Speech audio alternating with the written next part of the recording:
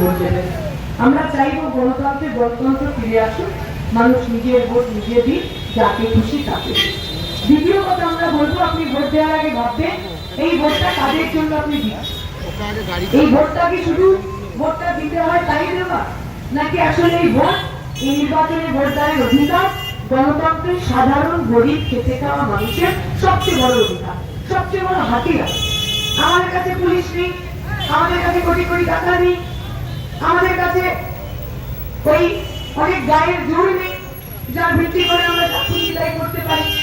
এই ভীষণ সমস্যা, আর এই ভীষণ একটা ওই বলে না ক্ষমতার তারতম্যের দুনিয়ায় আমাদের কাছে সবচেয়ে বড় যেটা হাতিয়ার, সেটা হলো আমার ভোটদানের হাতিয়ার।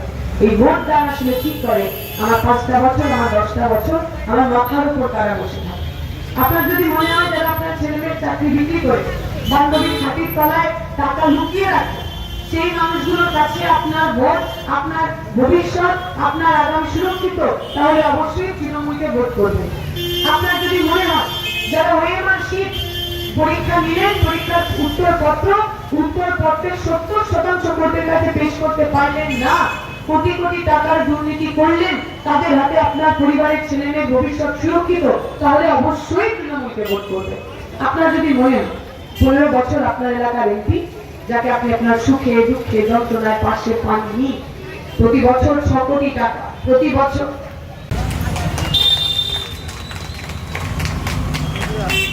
কিন্তু এই মাইক্রোফোনের মাধ্যমে যারা শুনছেন তাদের কাছে আমার বক্তব্য, এটা দেশ তৈরি করার ভোট, এটা রাজ্যের ভোট নয়।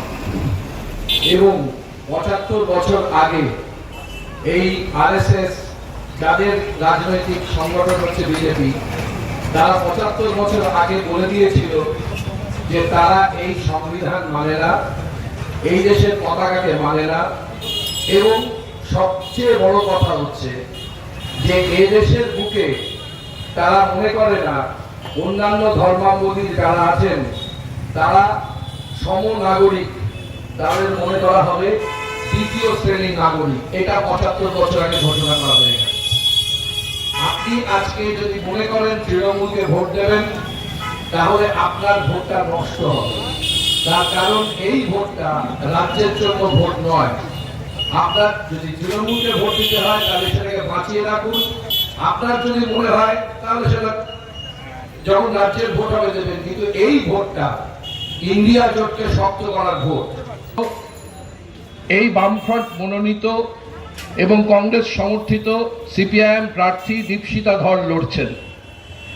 এবং আরো একটা কথা, যেটা সবচেয়ে জরুরি কথা, 75 বছরের ইতিহাসে এই প্রথম আপনারা একটা ইতিহাস গড়তে পারবেন যে শ্রীরামপুর লোকসভা থেকে কোনো একজন মহিলা প্রতিনিধি সংসদে গিয়ে আপনাদের দাবি দাওয়া তুলে ধরতে পারছে। অন্য কোনো কিছু ছিল না। আপনারা জানেন যারা ভাবছেন সব ঠিক আছে, কিন্তু তৃণমূলকে তাই দিতে হবে, তাই বিজেপিকে ভোট করবো।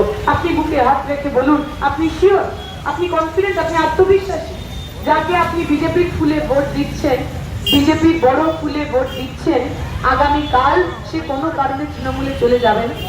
আপনি কি কনফিডেন্ট এইবার যিনি তৃণমূলে নির্বাচিত হচ্ছেন, আগামী দিনে কোথাও টাকা পয়সার জন্য একটু আধটু লেন?